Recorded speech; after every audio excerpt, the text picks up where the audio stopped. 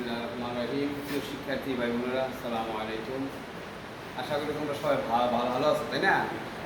আমি আছি ভালো। যাক, আজকে আমরা অষ্টম শ্রেণীর এই আল আকাইদুল ফিকা তৃতীয় অধ্যায় আখলাক সম্পর্কে আমরা প্রথম অধ্যায় তৃতীয় ভাগ আখলাক আল আখলাক এবং প্রথম অধ্যায় আখলাকে হাসানা, এই বিষয়টা নিয়ে আমরা একটু আলোচনা করব। যে আখলাক অর্থ চরিত্র, হাসান অর্থ ভালো উত্তম চরিত্র। তো এখন এই আখলাক কি, এই ব্যাপারে আমরা আলোচনা করবো আজকে। যে মানুষের চারিত্রিকগত দিক থেকে তার কথাবার্তা, আচার ব্যবহার ইত্যাদি যা কিছু মানুষের সামনে ফুটে ওঠে তাকে বলা হয় আখলাক। এখন আখলাকে হাসানা বলতে এটা উত্তম চরিত্র।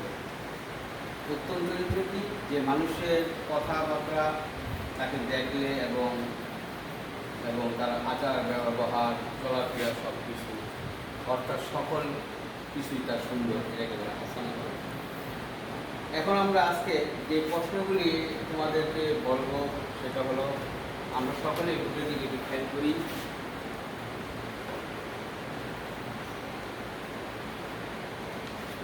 সকলে খেয়াল করবো যে আখলাক অর্থ কি?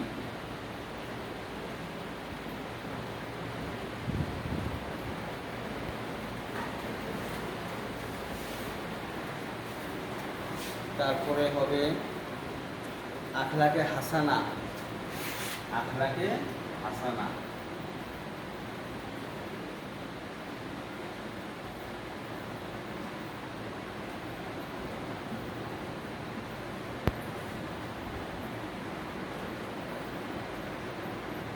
আখলাকে হাসানা বলতে কি বুঝো? আখলাকে হাসানা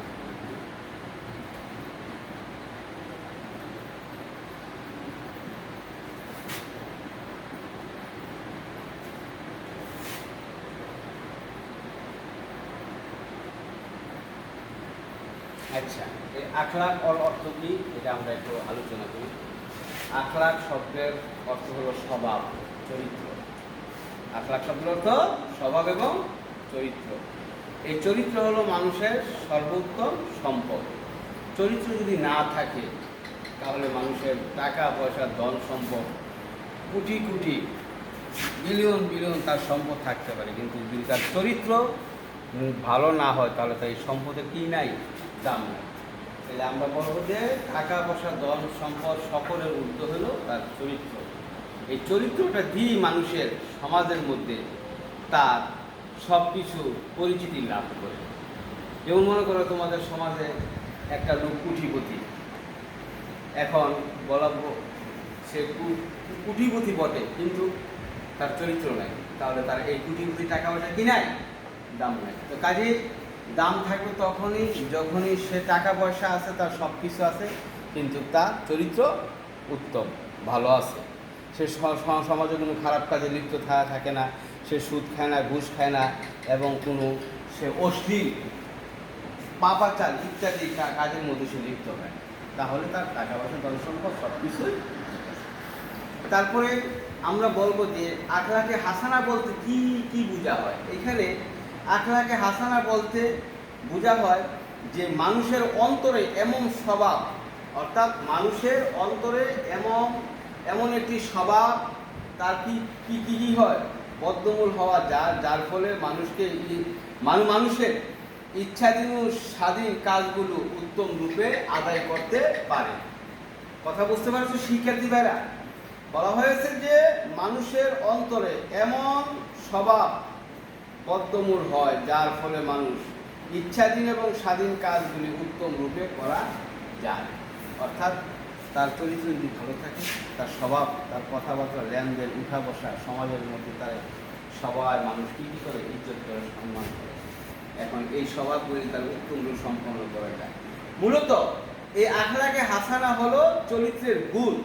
অর্থাৎ মানুষ বলে যে আসলে তার টাকা পয়সা নাই, কিন্তু তার একটা গুণ আছে, বলে না? কি গো শিক্ষার্থী ভাইরা? মানুষ বলে যে তার টাকা পয়সা, সে ধন সম্পদ না থাকতে পারে, তার টাকা পয়সা না থাকতে পারে, কিন্তু তার একটা গুণ আছে। কি গুণ? সে কখনো খারাপ কাজে লিপ্ত হয় না, সে কখনো মিথ্যা কথা বলে না, এবং সমাজে মানুষের সাথে সে আচার ব্যবহার কথাবার্তা সুন্দরভাবে বলে। যে মানুষ তাকে প্রশংসা করে, আসলে সেটা গরিব কিন্তু তার কথাবার্তা কি খুব সুন্দর।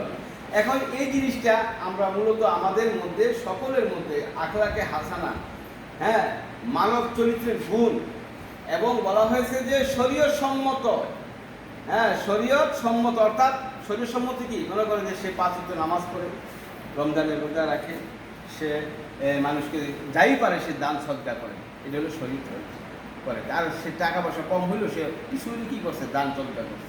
হ্যাঁ, তার ধন সম্পদ নাই, তার কি নাই, তার বেশি একটা লেখাপড়া জ্ঞান গুণ নাই, কিন্তু সে 5 ওয়াক্ত নামাজি, আল্লাহওয়ালা, এবং সত্য কথা বলে, এবং খারাপ কাজে যায় না, এবং মানুষকে খারাপ কাজের আদেশ দেয় না, সে মানুষকে ভালো কাজের আদেশ দেয়। এটা হলো শরীয়ত সম্মত তার একটি কথা। এরপরে বলা হয়েছে যে তোমার যে এই উত্তম চরিত্রের আমরা একটা ব্যাখ্যা করি। ব্যাখ্যাটা কি? ব্যাখ্যাটা হইল যে পরিবারের নিকট আত্মীয়দের সাথে উত্তম সম্পর্ক রাখা, অর্থাৎ তোমার পরিবার, তোমার ছেলে মেয়ে, অর্থাৎ তোমার বাবা মা যারা আছে, আত্মীয় স্বজন যারা আছে, এদের সাথে একটা সুন্দর সম্পর্ক রাখা। হ্যাঁ, চাচি কেমন আছেন, বা আব্বা আপনি কেমন আছেন, আম্মু কেমন আছেন, এই যে একটা ভালো একটা কথাবার্তা বললাম, এই ভাইয়া, ছোটো ভাই তুমি কেমন আছো, হ্যাঁ, তখন তারা বলবে যারে আসলে আমার ভাইটা বা আমার ছেলেটা মাদ্রাসায় পড়ে, দেখো কি সুন্দর মানুষের একটা আচার ব্যবহার করে, কথাবার্তা বলে, এবং পরিবার এবং আত্মীয় স্বজন যারা আছে তাদের কি করে খোঁজখবর নেয়, তাই না? এইটা হলো তার আত্মীয় উত্তম সম্পর্ক রাখা। হ্যাঁ, এরপরে কি মুআলাকাত করা, অর্থাৎ তাদের সাথে দেখা হইলে সালাম বিনিময় করা, মুসাফা করা, হ্যাঁ, এবং তার সাথে কথা কি করা, আদান প্রদান করা, ইত্যাদি। এরপরে বলা হয়েছে যে কি যে কয় তোমার সর্বোপরি তাদের সাথে সম্পর্ক ছিন্ন হওয়া থেকে বিরত, নিজেকে, অর্থাৎ আত্মীয় স্বজনের সাথে, প্রতিবেশীর সাথে, এবং তোমার পরিবার পরিজনের সাথে, ভাই বোন মা বাবার সাথে আত্মীয়তা, এবং যার সম্পর্কটা যেই যোগাযোগ সম্পর্কটা, খোঁজখবরের সম্পর্কটা যেন বিচ্ছিন্ন না হয়, এবং আত্মীয়তাটা যেন শক্ত থাকে, আত্মীয়তা যেন বিচ্ছিন্ন না হয়, এটার প্রতি কি রাখা, খেয়াল রাখা। তারপরে বলা হয়েছে যে তোমার যে এইটা কি যে তোমার কোরআন হাদিসের দৃষ্টিতে ইসলামের বৈষম্যের কোনো স্থান নেই, এই কথাটা কি বলেছে? এই সম্পর্কে রাসূল সাল্লাল্লাহু আলাইহি ওয়াসাল্লাম এর একটি দিক আমি তোমাদেরকে তুলে বলতেছি। রাসূল সাল্লাল্লাহু আলাইহি ওয়াসাল্লাম ছিলেন কি ছিলেন? যে উত্তম চরিত্রের অধিকারী। যেহেতু রাসূলকে আল্লাহ বলেছেন, কি বলেছেন? ওয়াইন্নাকা লাআলা খুলুকিন আযীম, তাই না? কোরআন শরীফে এটা আছে যে ওয়াইন্নাকা লাআলা খুলুকিন আযীম, হে নবী আপনি উত্তম চরিত্রের অধিকারী। এবং এই উত্তম চরিত্রের অধিকারী আয়াতে আল্লাহ তাআলা বলেছেন, এর অর্থ কি? এর অর্থ হলো আল্লাহ তাকে উত্তম চরিত্রের সার্টিফিকেটটা দিয়েছেন। কোনো সাহাবাইকে আমরা কোনো নবী রাসূল কেউ দেয় নাই, স্বয়ং আল্লাহ দিয়েছেন নবী যে উত্তম চরিত্রের অধিকারী। তাহলে এই জিনিসটা যে অধিকারী ছিলেন, এবং তার জীবন চরিত্র পর্যবেক্ষণ করলে আমরা দেখতে পাই যে তার মাঝে কখনো বৈরাগ্য, হ্যাঁ, বা তার কোনো খারাপ আচরণ বা খারাপ দিক তার মাঝে কোনো পরিণতি আমরা দেখতে পাইনি। অর্থাৎ তিনি ছোট বড় সকলের সাথে তার চরিত্র দিয়ে, তার কথাবার্তা দিয়ে, এবং রাসূলের মেধা দিয়ে সকলের কাছে তিনি ছিলেন সর্ব ঊর্ধ্বে, তাই না ভাইয়া? শিক্ষার্থী ভাইরা কথাটা বুঝতে পারছো? অর্থাৎ রাসূলের জীবনে, যেমন মনে করো একটা হাদিস শোনাই, হযরত আনাস ইবনে মালিক রাদিয়াল্লাহু তাআলা আনহু রাসূলের বাড়িতে চাকর ছিলেন। 8.5 বছর থেকে শুরু করে 18.5 বছর একটানা রাসূলের বাড়িতে কি করেছেন? খেদমত করেছেন।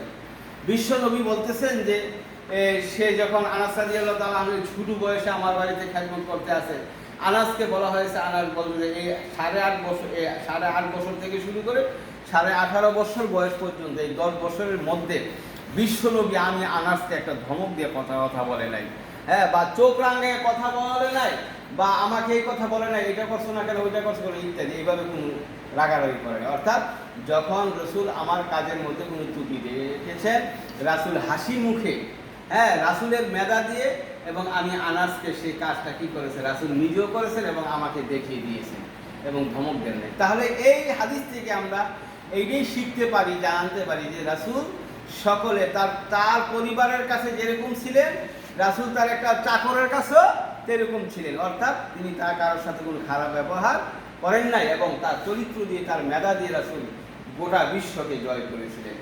এইখানে বলা হয়েছে যে আমরাও সেই চরিত্রটা, এই যে বলা হয়েছে যে আখলাকে হাসানা, এই যে উত্তম চরিত্রটা, আজকেও আমরা কি করব, এই পাঠ থেকে এটা আমরা শিক্ষা গ্রহণ করব যে উত্তম চরিত্র ছাড়া সমাজে, রাষ্ট্রে, সর্বত্রে মানুষের ধন সম্পদ টাকা পয়সা থাকতে পারে, কিন্তু যদি তার চরিত্রই না থাকে তাহলে এই টাকা পয়সা ধন সম্পদের কোনো তার মূল্য নাই। বুঝতে পারছো শিক্ষার্থী ভাইরা? তো কাজে আমরা এই পাঠটা থেকে আজকে যে উত্তম চরিত্রটা কি, যে চরিত্র রাসূল সাল্লাল্লাহু আলাইহি ওয়াসাল্লাম বিশ্ববাসীর কাছে কি করেছিলেন, চরিত্র দিয়ে জয় করেছিলেন, সেই জিনিসটি আমরা শিখব এবং আমরা সেই অনুযায়ী চলব। এবং আমরা সমাজের যাই কিছু করি আমরা কিন্তু চরিত্রকে আমরা কি করব, ঠিক রাখবো, যাতে করে আমাকে নিয়ে সমাজের মানুষ কোনো খারাপ আচরণ, খারাপ ধারণা না করে। আমি গরিব হইতে পারি, অর্থ সম্পদ কম হইতে পারে, কিন্তু আমার চরিত্র নিয়ে যেন মানুষ কি না করতে পারে, সমালোচনা করতে না পারে, সে লোকটা খারাপ, এই ধরনের গালাগালি।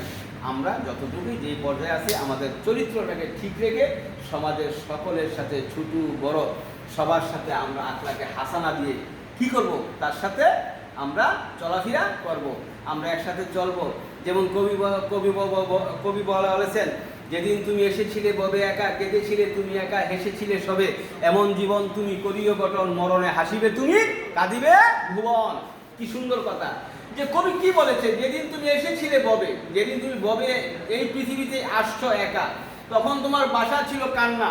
তিনি বলতেছেন যে এই অবস্থায় আসার পরে তোমাকে একটা আল্লাহ পাক একটা হায়াত দিবেন, 40, 50, 60, 70 হায়াত দিবেন।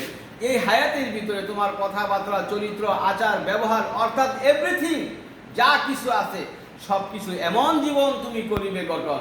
অর্থাৎ এই বয়সটা দিয়ে তোমার জীবনটা, তোমার চরিত্রটা, তোমার সব কিছু এমনভাবে ঘটবে যাতে করে তুমি মৃত্যুর সময় হাসতে হাসতে মরবে। তোমার মৃত্যুর খবর শুনে প্রতিবেশী যা আছে, মানুষ, তোমার বন্ধু বান্ধব যা আছে, তোমার আত্মীয় স্বজন সকলে কি করবে, কাঁদবে, আরে হ্যাঁ এমন কি ছিল, খুব ভালো ছিল এবং সে ভালো কথাবার্তা বলতো এবং সে কারোর সাথে গালাগালি করতো না, রাগারাগি করতো না, আজকে সে মারা গেল। তোমার জন্য তার মন থেকে, আত্মা থেকে, হ্যাঁ, অন্তর অঞ্চলতে তোমার জন্য দোয়া করবে, আল্লাহ তুমি তাকে কি করে দাও, মাফ করে দাও, আল্লাহ তুমি তাকে জান্নাত দিয়ে দাও। তাহলে এইটা দেখছো, মানুষটা চলে গেছে কিন্তু তার চরিত্রটা মানুষ কি করতে পারে নাই, বুঝতে পারে নাই। আবার বলা হয়েছে, কবি বলেছে, মানুষের কাছে অচেনা ভাবে আসে, চরিত্রের গুণে মানুষ সবার চোখে বাসে। কি চমৎকার কথা কবিদের কথা, যে মানুষ আমরা আসি সকলে অচেনা একটা জায়গা, আসার পরে মানুষ আমাদের সমাজে, রাষ্ট্রে, সর্বত্র জায়গার মধ্যে পরিবার পরিজন, আত্মীয় স্বজন সকলের কাছে আমরা পরিচিতি লাভ করেছি কিসের মাধ্যমে, আমার আচার ব্যবহার, চরিত্র, যে আখলাকে হাসানা দিয়ে।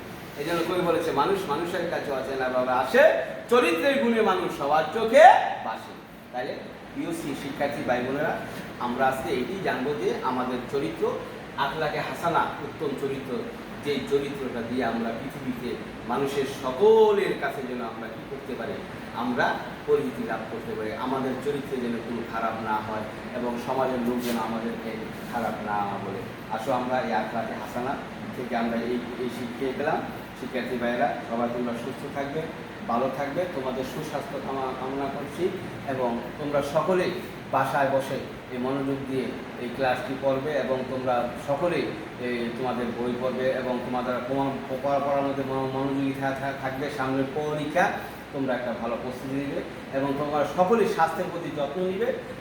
এই যে ভয়াবহ আজকে এই মহামারী ভাইরাস করোনা, এর থেকে যেন আল্লাহ আমাদের সবাইকে সুস্থ রাখেন, ভালো রাখেন, আমাদের সকলের পরিবার পরিজন, ছেলে মেয়ে, আত্মীয় স্বজন যারা আছে, গোটা বিশ্ব, গোটা জাতিকে যেন আল্লাহ পাক সুস্থ রাখেন, ভালো রাখেন। তোমাদের সকলের সুস্থতা কামনা করে আজকের মতো এখানেই আমি আমার ক্লাসটা শেষ করছি। আল্লাহ হাফেজ। আসসালামু আলাইকুম ওয়া রাহমাতুল্লাহ।